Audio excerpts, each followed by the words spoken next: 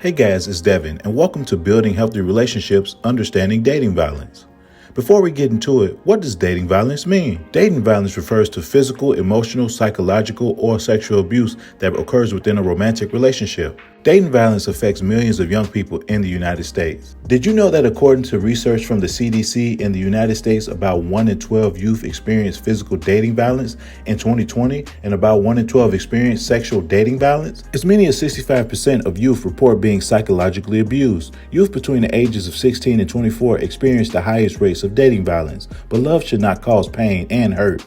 There are different types of dating violence. These include economical abuse, emotional abuse, physical abuse, psychological abuse, sexual abuse, stalking and harassment, and also digital abuse. Did you know that both males and females can be victims or perpetrators of dating violence? But statistics show that females, LGBTQ+ youth, racial and ethnic minorities, youth with disabilities, and immigrant youth face the highest risk of dating violence.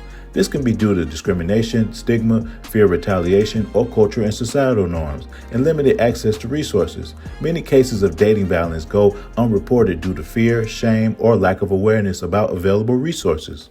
These unhealthy, abusive, or violent relationships can have short and long-term negative effects for the victim and even the perpetrator of dating violence. Some youth report experiencing depression, anxiety, and post-traumatic stress disorder symptoms from dating violence. Others engage in risky behavior like using tobacco, drugs, and alcohol, or exhibit antisocial behaviors like lying, theft, bullying, or other forms of violence. Some think about suicide or can't even experience violence in future relationships. Perpetrators of dating violence can face legal consequences such as criminal charges, restraining orders, or probation, especially if the violence involves assault or harassment. Engaging in abusive behavior can damage relationships with partners, friends, and family members, leading to isolation and social consequences like disciplinary actions, academic consequences, or job loss. As always, guys, thanks for watching. Now let's talk about some skills that you can use to avoid dating violence. I'll go over 10 skills today, starting at skill 1. Act according to your values. Sometimes it's easy to feel upset or uncertain in a relationship, but you must always choose to act in ways that align with our values and goals, even when it's challenging. Skill number 2 is taking a step back. Our thoughts can create misunderstandings in relationships. This means we may have to take a step back from our thoughts to see what they are. Just thoughts. Thoughts are like clouds passing by. They can take on different shapes, but you can avoid getting caught up in them. Skill number 3 is thinking of an end game. Some promising young men like you have caught a case or gone into the criminal justice system because they have made a wrong choice in a relationship. Sometimes proving yourself means just walking away and choosing peace. Skill number 4 is knowing your triggers and red flags. It is important to identify your personal triggers for violent behavior and learn some skills to address them. For some young men, their triggers can be being called names, or for some others it's stress, jealousy, and insecurity, past trauma, and abuse, difficulty expressing emotions or resolving conflicts in a healthy manner, or even substance use. Skill number 5 is anger management. Anger is an easy emotion to tap into sometimes, but you need to remember, too many people have let anger ruin their lives. There are ways to express anger constructively without resorting to violence. For example, practice deep breathing to calm yourself and regain composure when angry. Express your feelings using I statements to communicate assertively without blaming others. For example, say, I feel frustrated when, or instead of, you make me always angry. Another thing you can do is take a time out. If you feel overwhelmed by anger, take a break from the situation to cool down. Step away and engage in a calming activity like walking or listening to music. You can also express yourself. Write down your thoughts and feelings to process your emotions before discussing them with others. Other things that you can do is listen to other people's perspective without interrupting or reacting impulsively.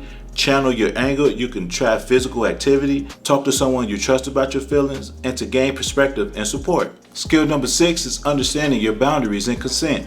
Educate yourself about the importance of mutual consent and respecting boundaries in your relationships. Consent means that both parties willingly and clearly agree to engage in a specific activity, whether it's physical, online, or emotional. Consent must be given freely, enthusiastically, and without coercion or pressure. Skill number 7 is effective communication. That is definitely key. Developing communication skills to express needs, emotions, and concerns respectfully. For example, learning to communicate your boundaries and to stand up for yourself in a firm but respectful manner. Number 8 is understanding your values. This will help you set healthy boundaries in relationships. What values are important to you? Respect, trust, honesty, Clarifying your values can guide you in making choices that support healthy relationships. Skill number 9 is being proactive. Committed action involves taking steps towards building healthy relationships based on your values. It might mean having open conversations, setting boundaries, or seeking support when needed. Last but not least, skill number 10 is speaking up. A lot of people are afraid to report that they need help for dating violence. Whether you use or experience this type of violence, always know that you can reach out to trusted adults like parents, teachers, school counselors, youth advisors, or healthcare professionals, and professionally trained adults and peers. If you don't want to talk about any of this to people, you can call or text the National Dating Abuse Hotline. I'll put the number below me. You can call and text them whenever you feel ready. Remember, building healthy relationships takes time and effort. By practicing these principles, you'll be better equipped to navigate dating and recognize warning signs of unhealthy relationships. That's it for this lesson, guys. If you want to learn more skills, we have resources of dating balance on the BrotherlyACT app. Also, you can ask Devin the chatbot any questions you have about dating balance. You know Devin will hook you up. Until the next one, peace.